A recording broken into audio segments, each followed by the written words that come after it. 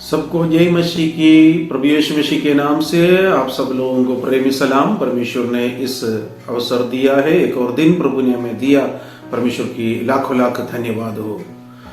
हम आज परमेश्वर के वचन से लूका रचित समाचार 12 अध्याय और उसका 16 वचन से लेकर 21 वचन तक एक और दृष्टांत प्रभु यीशु मसीह ने बताया। उस दृष्टांत के बारे में आज हम अध्ययन करेंगे और उसमें 16 वचन में इस प्रकार लिखा है, उसने उनसे एक दृष्टांत कहा, किसी धनवान की भूमि में बड़ी उपज हुई। तब वो अपने मन में विचार करने लगा, मैं क्या करूं, क्योंकि मेरा यहाँ जगह नहीं, यहाँ अपनी उपज इत्यादि रखूं। और उसने कहा, मैं ये करूंगा, मैं अपनी बखारियां तोड़कर उनसे बेड़ी बनाऊंगा और वहां अपना सब अन्न और संपत्ति रखूंगा और अपने प्राण से कहूंगा कि प्राण, तेरे पास बहुत वर्ष के लिए सब संपत्ति रखी है, चैन कर, खा पी, सुख में रह। परंतु परमेश्वर ने उससे कहा, हे मूर्ख, इसी रात तेरे प्राण तुझसे ले लिया जाए, तब जो कुछ तूने इकट्ठा की है वो किसका होगा।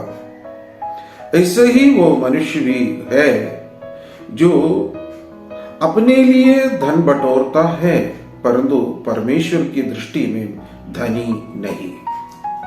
प्रभु की नाम की महिमा हो। यहां पर यीशु मसीह ने एक धनवान व्यक्ति के बारे में लिखा है।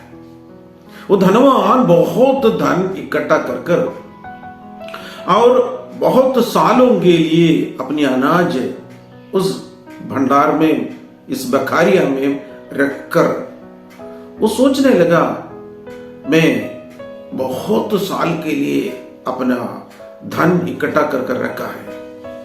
अब उसके अंदर एक विचार आया, मैं अब क्या करूं, मैंने बहुत कुछ कमा कर रखा है। उसके अंदर चैन नहीं, पैसा ज्यादा रखने के बाद भी उसके अंदर चैन नहीं है, उसके अंदर शांति नहीं है। वो अपने आप से कहने लगा है, इस बार बहुत ज्यादा अनाज उत्पन्न हुआ है, जो कुछ जो मिला है वो मैं क्या करूं। और उसने एक फैसला किया, मेरा इस 18 वचन में लिखा है, ये बखारियों को तोड़कर और बड़ा बनाऊंगा।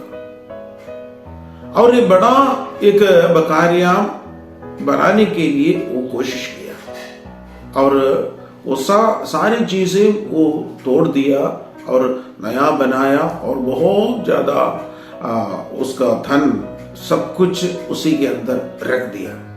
रखकर अपने मन से, अपने प्राण से कह रहे थे, मैं अब 19वां वचन में लिखा है, और अपने प्राण से कहूंगा कि प्राण, तेरे पास बहुत वर्ष के लिए बहुत संपत्ति रखी है, चैन कर, खा पी, सुख से रह।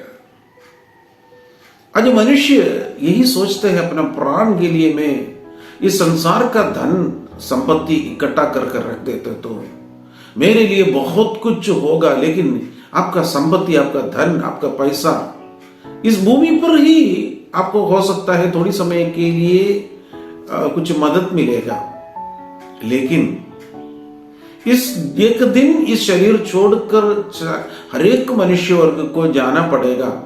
तब क्या करेंगे? मनुष्य बोलेगा, संसार के लोग बोलेगा, इतना पैसा, धन दौलत सब कुछ इकट्ठा कर रखा है, ये बहुत बड़ी बुद्धिमान व्यक्ति है, कर हो सकता है, ये संसार का लोग बोलेगा। लेकिन प्रभु के नजर में क्या कहा है? परमेश्वर ने उनसे कहा है, परंतु उसका 20वां वचन में लिखा है, परंतु परमेश्वर ने उससे कहा, हे मूर्ख, इसी रात तेरा प्राण तुझसे ले लिया जाएगा, तब जो कुछ तूने इकट्ठा किया वो किसका होगा।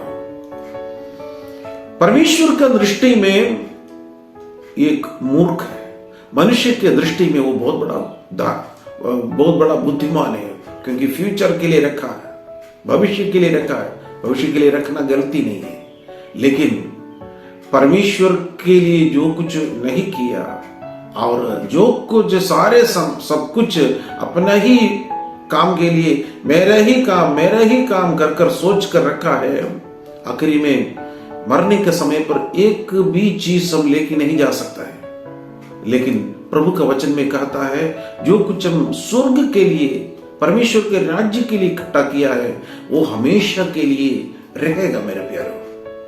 और इस संसार में परमेश्वर के अनुग्रह हमारे ऊपर आएगा। इसका मतलब ये नहीं है हम आलसी बनकर रहने के लिए प्रभु वचन नहीं बोल रहे। हम यहां पर आलसी बनकर नहीं रहे, हम काम करना पड़ेगा, लेकिन अपने प्राण के लिए परमेश्वर का वचन का जरूरी है, परमेश्वर का वचन की आवश्यकता है, और हम इस परमेश्वर का वचन दूसरों को बांटने का आवश्यकता है। हम इस संसार के संपत्ति से हम अपने लिए सब कुछ बनाएंगे, जब हम सोचते तो वो सब इस भूमि पर खत्म हो जाएगा। प्रभु के नजर में एक मूर्ख कर कर बोलेगा। हम इस मूर्ख नहीं बने, हम बुद्धिमान बने।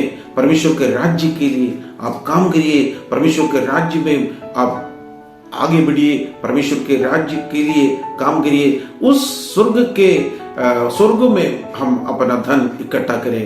प्रभु आपको आशीष करेंगे। आइए प्रार्थना करेंगे। सर्वशक्तिमान दयालु पिता परमेश्वर, इस वचन सुना हुआ हर एक व्यक्ति को प्रभु जी आप आशीष करिए। प्रभु जी हमारा धन स्वर्ग पर इकट्ठा करने के लिए प्रभु परमेश्वर सहायता के लिए राजा, एक ही जीवन है, वो जीवन यीशु के लिए देने के लिए प्रभु सहायता करिए, यीशु के नाम से amen amen. God bless you, God be with you. प्रभु आपका आशीष करेंगे, आपके साथ रहेंगे। Praise the Lord.